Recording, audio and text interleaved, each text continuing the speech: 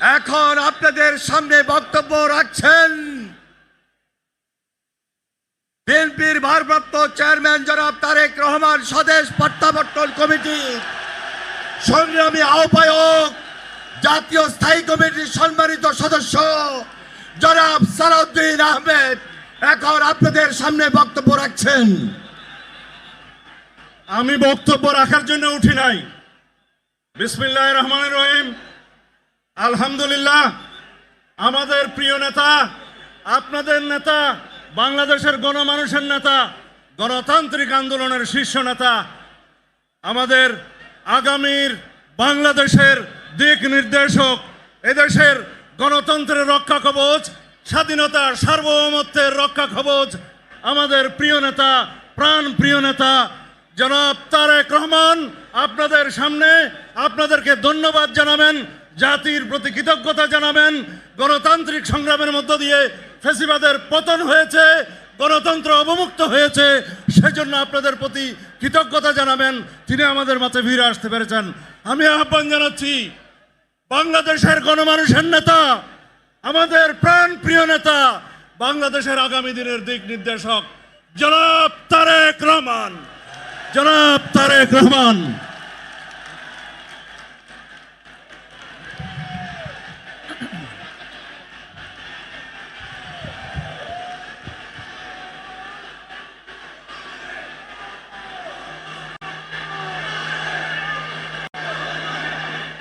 বিসমিল্লাহির রহমানির রহিম।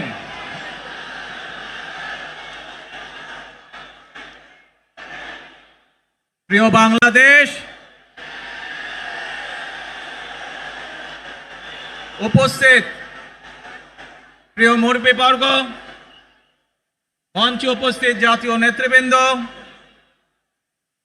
আমার সামনে উপস্থিত প্রিয় ভাই ও বোনেরা এবং মিডিয়ার মাধ্যমে সমগ্র বাংলাদেশ থেকে যারা দেখছেন এই অনুষ্ঠান, প্রিয় ভাই বোনেরা, প্রিয় মা বোনেরা, আসসালামু আলাইকুম। প্রিয় ভাই বোনেরা, আজ প্রথমেই আমি রাব্বুল আলামিনের দরবারে হাজারো লক্ষ কোটি শুকরিয়া জানাতে চাই। রাব্বুল আলামিনের অশেষ রহমতে আজ আমি আমার প্রিয় মাতৃভূমিতে ফিরে আসতে পেরেছি আপনাদের দোয়ায়। আপনাদের মাঝে প্রিয় ভাই বোনেরা, আমাদের এই প্রিয় মাতৃভূমি 1971 সালে with 170 million papers, 140,000 journals, and millions of patents, Boreum gives you ঠিক একইভাবে 75-এ আবার 7ই নভেম্বর আধিপত্যবাদীদের হাত থেকে রক্ষার জন্য সেদিন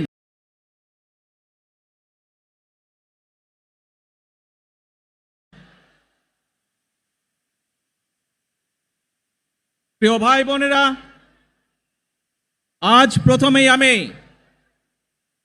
রাব্বুল আলামিনের দরবারে হাজারো লক্ষ কোটি শুকরিয়া জানাতে চাই। রাব্বুল আলামিনের অশেষ রহমতে আজ আমি আমার প্রিয় মাতৃভূমিতে ফিরে আসতে পেরেছি আপনাদের দোয়ায়। আপনাদের মাঝে প্রিয় ভাই বোনেরা, আমাদের এই প্রিয় মাতৃভূমি 1971 সালে লাখো শহীদের রক্তের বিনিময়ে অর্জিত হয়েছিল। ঠিক একইভাবে 75-এ আবার 7ই নভেম্বর আধিপত্যবাদীদের হাত থেকে রক্ষার জন্য সেদিন সিপাহী জনতার বিপ্লবের মাধ্যমে আধিপত্যবাদের হাত থেকে দেশকে রক্ষা করা হয়েছিল। একইভাবে পরবর্তীতে 90-এ স্বৈরাচারের বিরুদ্ধে এদেশের জনগণ, এদেশের খেটে খাওয়া মানুষ তাদের গণতান্ত্রিক অধিকারকে ছিনিয়ে এনেছিল, কিন্তু তারপরেও ষড়যন্ত্রকারীদের ষড়যন্ত্র থেমে থাকেনি। আমরা তারপর দেখেছি 2024 সালে 71 সালে এই দেশের মানুষ যেমন স্বাধীনতা অর্জন করেছিল, 2024 সালে এদেশের ছাত্র জনতা সহ সর্বস্তরের মানুষ, কৃষক, শ্রমিক, গৃহবধূ, নারী, পুরুষ, মাদ্রাসার ছাত্র সহ দলমত নির্বিশেষে, শ্রেণী পেশা নির্বিশেষে সকল মানুষ সেদিন 2024 সালের 5ই আগস্ট এই দেশের স্বাধীনতা এবং সার্বভৌমত্বকে রক্ষা করেছিল। প্রিয় ভাই বোনেরা, আজ বাংলাদেশের মানুষ কথা বলার অধিকার ফিরে পেতে চায়, তারা তাদের গণতান্ত্রিক অধিকার ফিরে পেতে চায়। বাংলাদেশের মানুষ চায় তারা তাদের যোগ্যতা অনুযায়ী ন্যায্য অধিকার পাবে। প্রিয় ভাই বোনেরা, আজ আমাদের সময় এসেছে সকলে মিলে দেশ গড়ার। এই দেশে যেমন পাহাড়ের মানুষ আছে, এই দেশে একইভাবে সমতলের মানুষ আছে। এই দেশে মুসলমান, বৌদ্ধ, খ্রিস্টান, হিন্দু সহ বিভিন্ন ধর্মের মানুষ বসবাস করে। আমরা চাই সকলে মিলে এমন একটি বাংলাদেশ গড়ে তুলব আমরা, যেই বাংলাদেশের স্বপ্ন একজন মা দেখেন, অর্থাৎ একটি নিরাপদ বাংলাদেশ আমরা গড়ে তুলতে চাই। যে বাংলাদেশে একজন নারী, একজন পুরুষ, একজন শিশু যেই হোক না কেন নিরাপদে ঘর থেকে বের হলে নিরাপদে ইনশাআল্লাহ ঘরে আবার ফিরে আসতে পারে। প্রিয় ভাই বোনেরা, এই দেশের জনসংখ্যার অর্ধেক নারী, 4 কোটিরও বেশি তরুণ প্রজন্মের সদস্য, 5 কোটির মতন শিশু, 40 লক্ষের মতন প্রতিবন্ধী মানুষ রয়েছেন, কয়েক কোটি কৃষক শ্রমিক রয়েছেন। এই মানুষগুলোর একটি প্রত্যাশা আছে এই রাষ্ট্রের কাছে, এই মানুষগুলোর একটি আকাঙ্ক্ষা আছে এই দেশের কাছে। আজ আমরা সকলে যদি ঐক্যবদ্ধ হই, আজ আমরা যদি সকলে প্রতিজ্ঞাবদ্ধ হই, তাহলে আমরা এই লক্ষ কোটি মানুষের সেই প্রত্যাশাগুলো পূরণ করতে পারি ইনশাআল্লাহ। প্রিয় ভাই বোনেরা, 71 সালে আমাদের শহীদরা নিজের জীবন উৎসর্গ করেছিলেন এই রকম একটি বাংলাদেশ গঠনের জন্য। বিগত 15 বছর স্বৈরাচারের বিরুদ্ধে শত শত হাজারো গুম খুনের শিকার হয়েছে শুধু রাজনৈতিক দলের সদস্য নয়, নিরীহ মানুষের প্রতিবাদ করতে গিয়ে অত্যাচার নির্যাতনের শিকার হয়েছে, জীবন দিয়েছে। 2024 সাল মাত্র সেদিনের ঘটনা। কিভাবে আমরা দেখেছি আমাদের তরুণ প্রজন্মের সদস্যরা কিভাবে নিজের জীবন উৎসর্গ করেছে দেশের এই স্বাধীনতা এবং সার্বভৌমত্বকে রক্ষা করার জন্য। প্রিয় ভাই বোনেরা, কয়েকদিন আগে এই বাংলাদেশের 24-এর আন্দোলনের এক সাহসী প্রজন্মের এক সাহসী সদস্য ওসমান হাদিকে হত্যা করা হয়েছে। ওসমান হাদি শহীদ হয়েছে। প্রিয় ভাই বোনেরা, ওসমান হাদি চেয়েছিল এই খুবই ধীর গতিতে চলছে এবং কিছু সময় গাড়ি স্থির থাকতে হচ্ছে। আমরা দেখতে পাচ্ছি তারেক রহমান তাকে বহনকারী বাসের মধ্যে কখনো বসছে,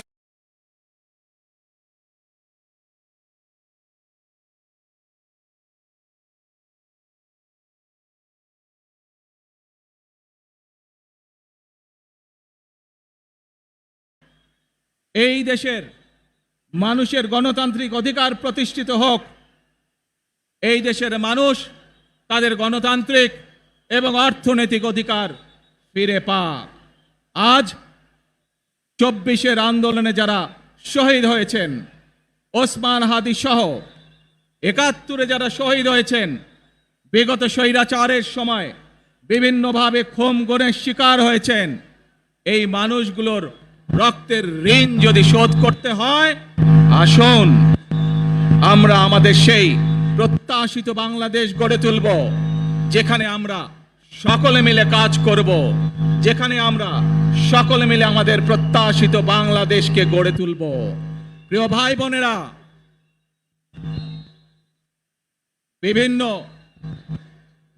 আধিপত্যবাদ শক্তির গুপ্তচরেরা বিভিন্নভাবে ষড়যন্ত্রে এখন লিপ্ত রয়েছে। আমাদেরকে ধৈর্যশীল হতে হবে, আমাদেরকে ধৈর্য ধারণ করতে হবে। বিশেষ করে তরুণ প্রজন্মের যে সদস্যরা আছেন, আপনারাই আগামী দিন দেশকে নেতৃত্ব দিবেন, দেশকে গড়ে তুলবেন। এই দায়িত্ব তরুণ প্রজন্মের সদস্যদেরকে আজ গ্রহণ করতে হবে, যাতে করে এই দেশকে আমরা সুন্দরভাবে গড়ে তুলতে পারি। শক্ত ভিত্তির উপরে, গণতান্ত্রিক ভিত্তি, শক্তিশালী অর্থনৈতিক ভিত্তির উপরে যাতে এই দেশকে আমরা গড়ে তুলতে পারি। প্রিয় ভাই বোনেরা, আমার সাথে আজকে মঞ্চে এখানে বহু জাতীয় নেতৃবৃন্দ বসে আছেন। আসুন আজকে আমরা দুহাত তুলে আল্লাহর দরবারে দোয়া করে আল্লাহর রহমত আমরা চাই। যে সকল জাতীয় নেতৃবৃন্দ এই মঞ্চে আছেন, মঞ্চের বাইরে যে সকল জাতীয় আরো নেতৃবৃন্দ আছেন, আমরা সকলে মিলে এই দেশকে নেতৃত্ব দিয়ে আমাদের বাংলাদেশের জনগণের প্রত্যাশিত সেই বাংলাদেশকে আমরা গড়ে তুলতে চাই। আমাদেরকে যে কোনো মূল্যে আমাদেরকে এই দেশের শান্তি শৃঙ্খলা রক্ষা করতে হবে। যে কোনো উস্কানির মুখে আমাদেরকে ধীর শান্ত থাকতে হবে। প্রিয় ভাই বোনেরা, আমরা দেশের শান্তি চাই, আমরা দেশের শান্তি চাই, আমরা দেশের শান্তি চাই। প্রিয় ভাই বোনেরা, মার্টিন লুথার কিং নাম শুনেছেন না আপনারা? নাম শুনেছেন তো আপনারা? মার্টিন লুথার কিং, তার একটি বিখ্যাত ডায়লগ আছে, I have a dream.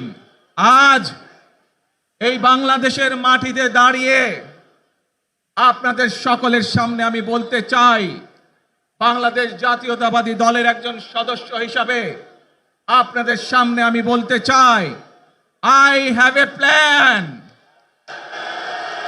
for the people of my country, for my country.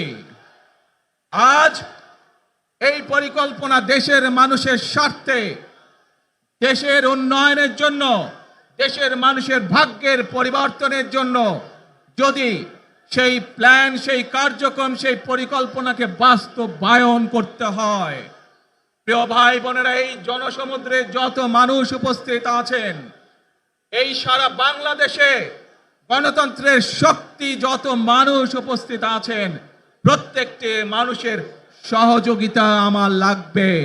প্রত্যেকটি মানুষের সহযোগিতা আমাদের লাগবে।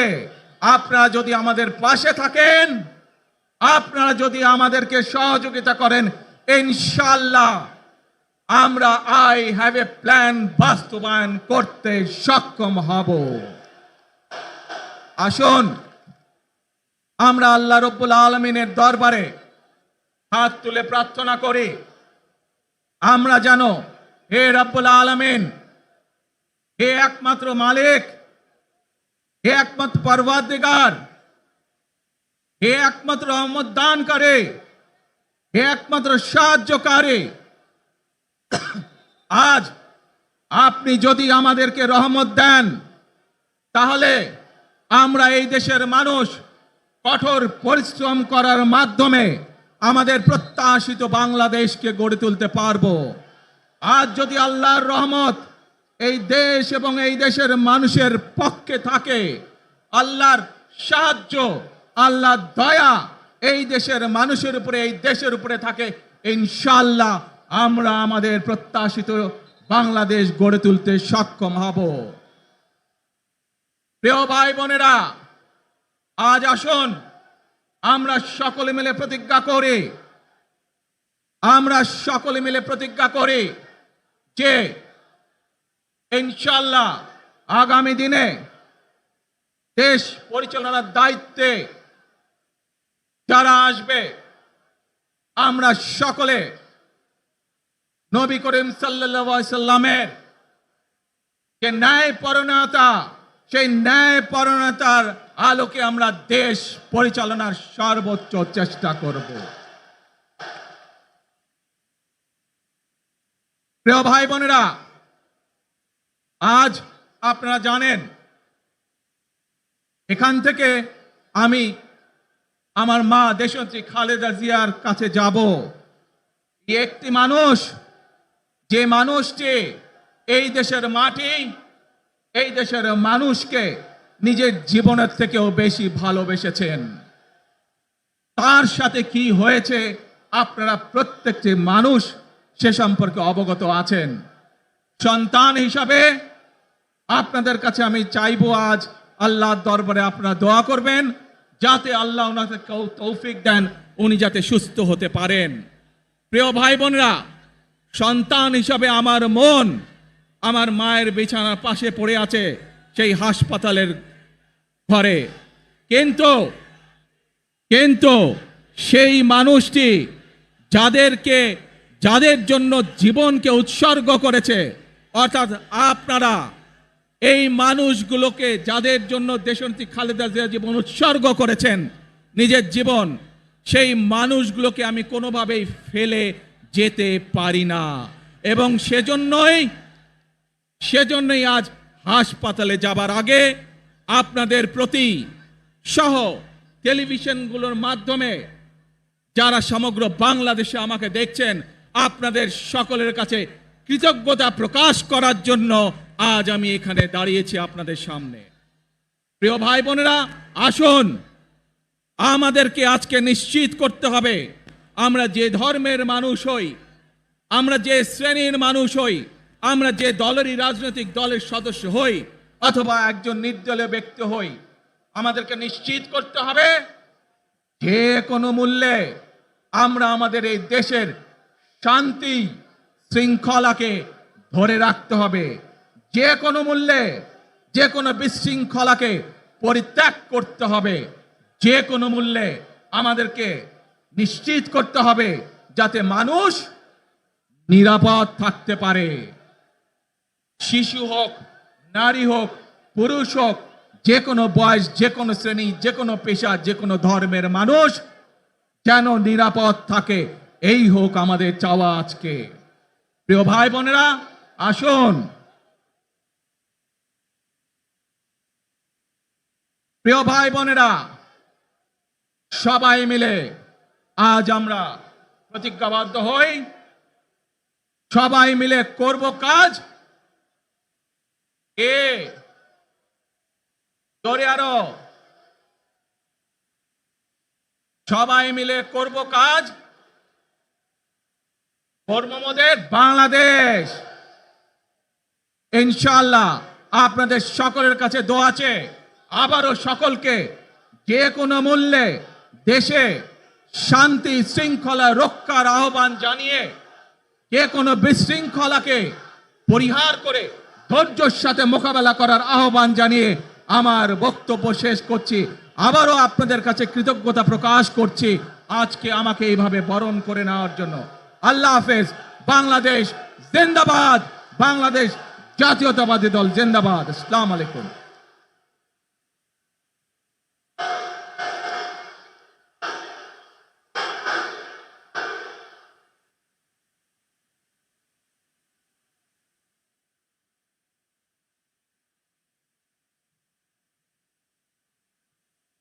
আমরা আজকের এই সমাবেশ থেকে বাংলাদেশ জাতীয়তাবাদী দলের ভারপ্রাপ্ত চেয়ারম্যান জনাব তারেক রহমান, তিনি আমাদের মাঝে এসে আজকে যে গুরুত্বপূর্ণ দিক নির্দেশনামূলক বক্তব্য রেখেছেন এবং সেই সাথে সাথে দেশবাসীর কাছে কৃতজ্ঞতা প্রকাশ করেছেন।